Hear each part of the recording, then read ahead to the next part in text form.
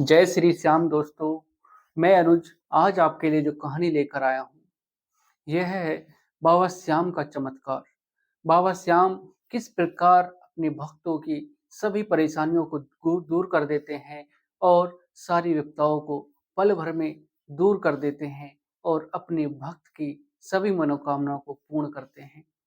जो बाबा श्याम अपने भक्तों पर अपनी कृपा बरसाते हैं, तो उसके रास्ते के सारे कांटों को दूर कर देते हैं और जो कांटे बिछे भी होते हैं, उनको भी फूल बना देते हैं। बाबा श्याम अपनी जब कृपा अपने भक्तों पर लुटाते हैं, तो उनके जो भक्त होते हैं बाबा श्याम के, उनके सभी दुख दर्द को दूर कर देते हैं और अपने भक्तों के जो परिवार के सदस्य होते हैं, जो उनकी गु भक्ति का गुणगान करते हैं, जो उनका नाम लेते हैं, सुमिरन करते हैं, उस पर तो बाबा श्याम की कृपा होती ही है। उसके साथ-साथ उसके परिवार पर भी बाबा श्याम की कृपा होती है। दोस्तों, लखदातार यूँ ही नहीं कहा गया है बाबा श्याम को, हारे का सहारा खाटू श्याम हमारा। बाबा श्याम हारे के सहारे हैं, जो हार कर बाबा श्याम के तोरण द्वार पर पहुंचता है, उसकी जो विपत्ति होती है, उसके जो दुख दर्द होते हैं, वो वहीं से छूट जाते हैं, दुख दर्द सब दूर हो जाते हैं। जब भक्त बाबा के तोरण द्वार पर जाकर अपना माथा टेकता है, तो उसके सभी दुख दर्द वहीं पर समाप्त हो जाते हैं और जब भक्त बाबा श्याम के दर्शन करता है, तो बाबा श्याम उस पर अपनी ऐसी कृपा करते हैं कि भक्त कुछ मांग ही नहीं पाता है। सोच कर तो पता नहीं क्या-क्या जाता है कि बाबा श्याम से ये माँगूँगा, वो माँगूँगा। पर जब बाबा श्याम की जो सामरी सूरत भक्त के सामने आती है, तो वो कुछ भी नहीं माँग पाता है। सिर्फ़ बाबा की छवि को निहारता है, बाबा की जो शीश, बाबा का जो मूर्ति है, उसको निहारता रहता है। वो कुछ माँगने के लायक ही नहीं रहता, क्योंकि बाबा श्याम अपनी कृपा ऐसी करते हैं कि उसको माँगने की ज़रूरत ही नहीं रहती। तो दोस्तों, आज की कहानी भी एक श्याम भक्त प्रेमी की है। किस प्रकार बाबा की कृपा से उस घर में खुशहाली आती है और किस प्रकार जो परिवार बाबा श्याम को जानता भी नहीं है, वो किस प्रकार श्याम भक्त बन जाता है पूरा परिवार ही। तो दोस्तों, नमस्कार, जय श्री श्याम। मैं अनुज आज आपके लिए जो कहानी लेकर आया हूँ, यह है उत्तर प्रदेश का एक ज़िला है गौतम बुद्ध नगर। और गौतम बुद्ध नगर में ही एक परिवार होता है। परिवार में सब अपना ठीक-ठाक सब चल रहा था और सब अपने काम में व्यस्त रहते हैं। एक परिवार में बहू होती है बड़ी, जिसका नाम होता है नीलम।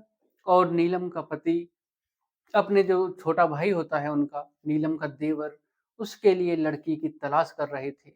पर कोई लड़की मिल ही नहीं रही थी, जिससे कि उसकी शादी हो। परिवार को चिंता होती है, परिवार लड़ जो भी रिश्ता आता, वो ना ही होती, सब जगह से ना ही मिलती। जो नीलम का जो देवर होता है, उसकी शादी की टेंशन पूरे परिवार को होती है कि जल्द से जल्द जो हमारा देवर है और नीलम का जो पति हैं, उनका जो छोटा भाई है, उसकी शादी कभी कैसे होगी? सब यही टेंशन में, सब इसी चिंता में रहते कि किस प्रकार शादी होगी, ना जाने कब शादी होगी। नीलम भी अपने देवर के लिए टेंशन में रहती कि पता नहीं कब शादी होगी और नीलम अपने देवर को बहुत ही प्यार करती। नीलम का जो देवर है, वो अपनी जो भाभी हैं, उनको भी बहुत प्यार करता, उनको माँ के समान समझता और उनकी इतनी ही इज़्ज़त करता, जितनी अपनी माँ की इज़्ज़त करता। नीलम को भी अपने देवर की शादी की फ़िक्र रहती और सब रिश्तेदारियों में जो भी मेल मिलने वाले होते हैं, उनसे सब कहते कि कोई लड़की हो तो बताना, हमारे देवर के लिए, शादी के लिए कोई लड़की हो तो बताना। नीलम के जो पति होता है, वो भी अपने जहाँ काम करता है और अपनी रिश्तेदारी में, अपनी ससुराल में सबसे कहते कि कोई हमारे भाई के लिए लड़की बताना कोई हो तो। पर जो भी रिश्ता आता, सब जगह से ना ही मिलती। और फिर नीलम एक दिन अपने पास ही के पंडित जी के पास जाती है और उसको अपने देवर की जन्म पत्री दिखाती है और पंडित जी कहते हैं कि इनकी जन्म पत्री में दोष है। उसके लिए उपाय बताते हैं, उपाय भी कर दिए जाते हैं, लेकिन शादी फिर भी नहीं होती। एक दिन नीलम के पड़ोस में ही एक सुनीता नाम की महिला होती है पड़ोसन, उसके वहाँ पर कीर्तन होता है। तो सुनीता नीलम के घर पर आती है और कहती है कि तुम सबको आज हमारे यहाँ पर श्याम बाबा का कीर्तन है, उसमें आना है। सारा परिवार कीर्तन में जाता है। तो जो नीलम का परिवार होता है वो श्याम बाबा का सिर्फ नाम ही सुना था कि कोई खाटू श्याम है, पर उनको देखा नहीं था, उनके बारे में कुछ उनको पता नहीं था।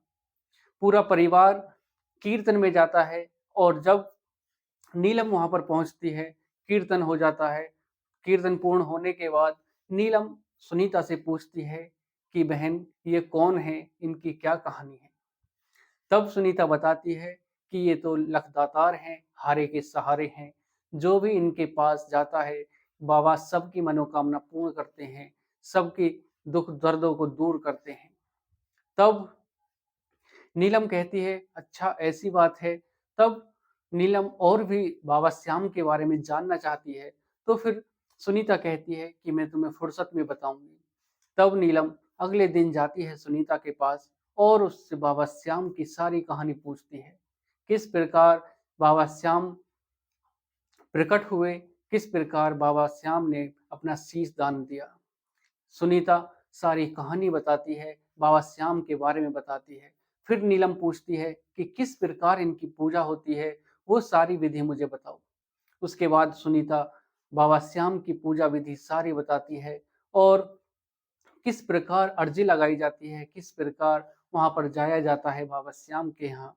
तो नीलम सारी कुछ विधि विधान पूछकर अपने घर पर आ जाती है और बाबा श्याम का गुणगान करने लगती है। उसके बाद वो एक ही महीने के अंदर ही बाबा श्याम के दर्शन के लिए खाटू धाम चले जाते हैं और फिर वहां पर नीलम अपने देवर की शादी के लिए मनोकामना मांगती है, मनोकामना करती है। उसके बाद बाबा श्याम की ऐसी कृपा होती है कि परिवार में भी खुशहाली आ जाती है और जो उनका बिजनेस था वो भी दोगुना हो जाता है और परिवार में जो उनकी सासू माँ थी, उनकी भी जो परेशानी थी, वो भी बीमार रहती थी ज़्यादातर, वो भी ठीक होने लगती हैं और बाबा श्याम का गुणगान करने लगते हैं।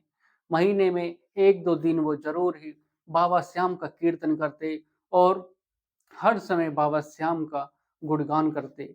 और जब वो खाटू धाम जाते हैं तो वहाँ से वो बाबा श्याम की बड़ी-सी तस्वीर लाते हैं और अपने बिल्कुल जो मेन गेट होता है उसमें एंट्री होती है, उसके सामने ही बाबा श्याम की वो फ़ोटो लगाते हैं और सुबह-शाम बाबा श्याम का गुणगान करते और पूरा परिवार बाबा श्याम का कैसे भक्त बन जाता है, किसी को पता ही नहीं चलता। और कुछ ही दिनों में जो नीलम का देवर है, उसकी शादी फिक्स हो जाती है और जो लड़की होती है वो टीचर होती है। जब लड़की देवर को देखने आती है तो वो कहती है कि मुझे लड़का पसंद है और जब नीलम का देवर लड़की को देखता है तो वो भी कहता है कि मुझे लड़की पसंद है। दोनों का रिश्ता तय हो जाता है, पक्का हो जाता है और कुछ ही दिनों में दोनों की शादी हो जाती है। नीलम ने जो मनोकामना मांगी थी, बाबा ने उसकी जो मनोकामना थी वो कुछ ही दिनों में पूर्ण की और साथ ही साथ बाबा श्याम ने अपनी कृपा ऐसी बरसाई कि बाबा श्याम की कृपा से पूरा घर, पूरा परिवार खुशहाली से अपने समय को बिताने लगा और जो घर में परेशानी थी, दुख तकलीफें थी, वो भी बाबा श्याम ने सब दूर कर दी और फिर पूरा परिवार बाबा श्याम का परम भक्त बन जाता है। पूरा परिवार बाबा श्याम का गुणगान करने लगता है। तो दोस्तों, आज की कहानी में सिर्फ इतना ही। अगर आपको कहानी अच्छी लगी हो तो वीडियो को लाइक करें।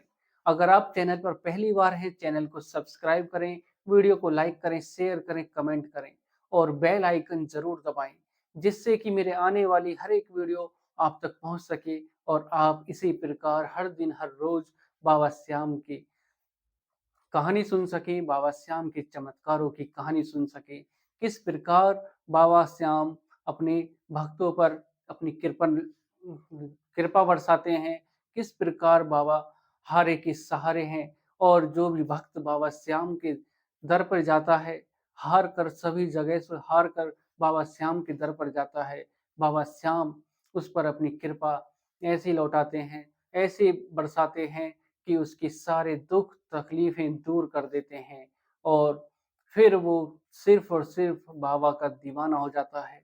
बाबा श्याम अपनी कृपा से ऐसा मालामाल करते हैं जो बिल्कुल कंगाल हो जाते हैं और जब बाबा श्याम के वो दर पर जाते हैं, लख दातार के वो दर पे जाते हैं, तो बाबा श्याम उसको लख पैसों में मालामाल कर देते हैं और उसको सारी खुशियाँ देते हैं।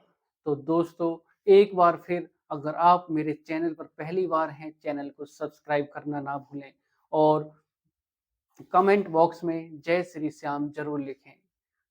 तो दोस्तों, आज की कहानी में सिर्फ इतना ही। नमस्कार, जय श्री श्याम।